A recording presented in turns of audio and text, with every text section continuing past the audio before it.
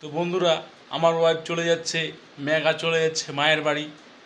হ্যাঁ, তো চড়ক মেলা দেখতে। আমি একাই থাকবো এখন।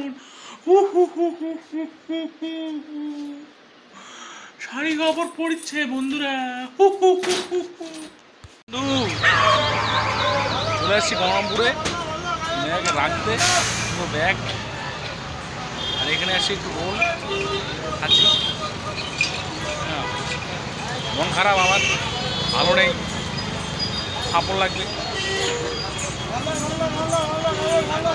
এখানে রোল খাওয়ার পর চলে যাবো ঠেঙ্গাপাড়ায়।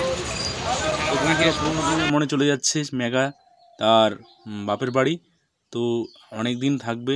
যাই হোক, ঠেঙ্গাপাড়ায় দিয়ে আসছি, চলে যাচ্ছে টোটো চড়ে ঠিক একদম দরগা, সেখানে নামবে। তো গুরু, সেখানে অনেক বড় একটি মেলা হয়, সেই মেলাটির নাম হচ্ছে দক্ষিণ গ্রাম মেলা। অনেক মানে বিশাল একটা বিশাল আকৃতিক বড় ধরনের মেলা। সেই মেলায় তোমরা যে আসতে চাও চলে এসো। সেখানে এসে প্রথমে ঠ্যাঙ্গাপাড়া নামতে হবে।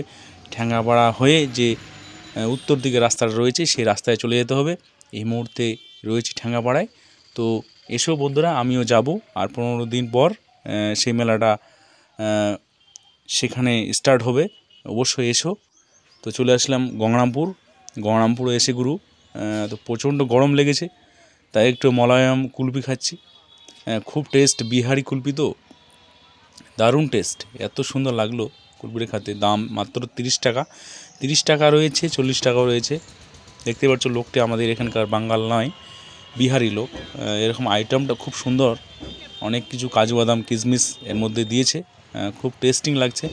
যখনই আমি মলায়ম কুলফিটা দেখতে পাই তখনই আমি খাই, তো এত সুন্দর লাগে। অবশ্যই কেউ যদি খেতে চাও অবশ্যই গঙ্গারামপুর এসো। গঙ্গারামপুর আর বালুরঘাট এই দু জায়গায় পাওয়া যায়।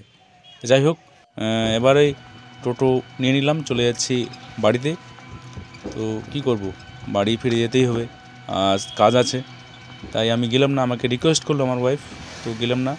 পুরো ভিডিওটি কেমন লাগে প্রিয় দর্শক এবং প্রিয় বন্ধুরা অবশ্যই লাইক শেয়ার কমেন্ট করো, আর আমাদের পাশে জুড়ে দেখো, আমাদের সাপোর্ট করো। চলে আসলাম, সন্ধ্যা হয়ে গেল। তখন আস্তে আস্তেই ঠিক ভোলানাথের যে মন্দির একটি রয়েছে সেই মন্দিরে একটু দাঁড়ালাম। খুব সুন্দর, মানে আলোর সৌন্দর্য, ভোলানাথ সুন্দর আরও হয়ে গেছে, মানে এত সুন্দর লাগছে। তো গুরু, ভিডিওটি কেমন লাগলো অবশ্যই আমাদেরকে সাপোর্ট করো, পিঙ্কু বাংলা ইউটিউব চ্যানেলকে। দেখা হচ্ছে পরবর্তী ভিডিওতে।